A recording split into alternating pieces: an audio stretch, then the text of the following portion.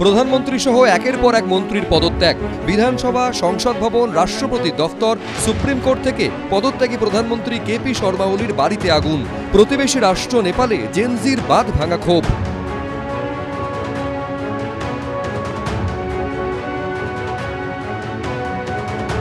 প্রকৃতি রুদ্ররূপ বহুবার ভেঙে চুড়ে দিয়েছে হিমালয়ের কোলে থাকা এই ছোট্ট দেশকে, কিন্তু যুব সমাজের এই রুদ্ররূপ কখনো দেখেনি।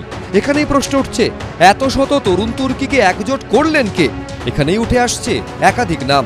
কাঠমান্ডুর বর্তমান মেয়র, সিভিল ইঞ্জিনিয়ার এবং র্যাপার বছর ৩৫-এর বালেন শাহ, নেপালের প্রাক্তন স্বরাষ্ট্রমন্ত্রী ৫১ বছরের রবি লামিছানে, যাকে মঙ্গলবার দুপুরে জেল ভেঙে ছাড়িয়ে আনে আন্দোলনকারীরা, এবং হামি নেপালের প্রতিষ্ঠাতা ও ডিজে বছর ৩৬-এর সুদান গুরুং।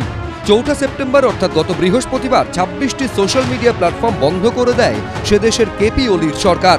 এরপরই সোশ্যাল মিডিয়ায় নিজের একটি র্যাপ পোস্ট করেন বালেন শাহ, যার ক্যাপশনে তিনি লেখেন, সরকার আমাদের বলতে দিন। সোমবার যখন জেনজির ক্ষোভে উত্তাল নেপাল, তিনি সোশ্যাল মিডিয়ায় প্রধানমন্ত্রী কেপি ওলির উদ্দেশ্যে লেখেন, আপনি একজন সন্ত্রাসবাদী।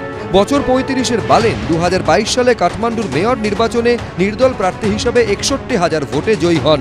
সেই বালেন শাহকেই এখন দেশের অন্তর্বর্তী প্রধান হিসেবে চাইছে যুব সমাজ।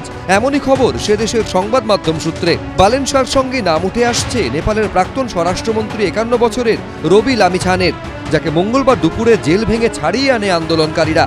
একসময় টিভির সঞ্চালক হিসেবে সুনাম অর্জন করেছিলেন এই রবি লামিছানে।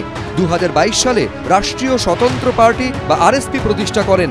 বারবার হতাশাগ্রস্ত তরুণদের হয়ে সওয়াল করে রবি লামিছানে হয়ে উঠেছিলেন কার্যত পরিবর্তনের প্রতীক। পাশাপাশি শোনা যাচ্ছে আরেকজনের নাম, হামি নেপালের প্রতিষ্ঠাতা ও ডিজে সুদান গুরুংয়ের। ডিস্কো জকি বা ডিজে হিসেবে একসময় জনপ্রিয়তা অর্জন করেছিলেন সুদান, কিন্তু জীবনের মোড় ঘুরিয়ে দেয় ভূমিকম্পে সন্তানকে হারানোর যন্ত্রণা। ২০১৫ সাল থেকে হামি নেপাল নামে একটি স্বেচ্ছাসেবী সংগঠন শুরু করেন। ঠিক করেন নেপালের তরুণ প্রজন্মের ছেলে মেয়েদের মধ্যে শিক্ষার প্রসারে কাজ করবেন। নেপালের বিপি কৈরালা ইনস্টিটিউটে দুর্নীতির প্রতিবাদ করে ঘোপা ক্যাম্প আন্দোলনেও সামিল হন সুদান। Congratulations guys, सबैजनालाई नेपाल सरकार ढलिसकेको छ। The youth has won the protest, won over the country. The future is ours. Finally, we made it happen. যদিও সূত্রের খবর, রবি লামিছানে, বালেন শাহ, সেনাবাহিনীর প্রধান এবং আন্দোলনকারীদের নেতাদের মধ্যে আলোচনার ভিত্তিতে বর্তমান অস্থির পরিস্থিতিতে অন্তর্বর্তী প্রধানমন্ত্রী করা হতে পারে নেপালের সুপ্রিম কোর্টের অবসরপ্রাপ্ত প্রধান বিচারপতি সুশীলা কার্কিকে। নেপালের প্রথম মহিলা প্রধান বিচারপতি ছিলেন তিনি।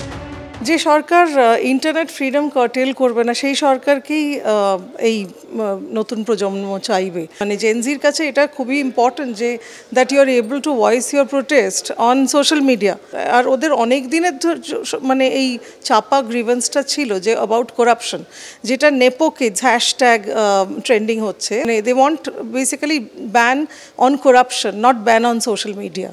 তো তারা তেমনই সরকার চাইবে যে সরকার মানে তাদের ফ্রিডমের ওপর কার্টেল করবে না, যে সরকার ট্রান্সপারেন্সি মেনটেন করবে। একজন ডিজে, একজন র্যাপার, একজন প্রাক্তন টেলিভিশন সঞ্চালকের হাতেই এখন কার্যত নির্ভর করছে নেপালের ভাগ্য। এবিপি আনন্দ।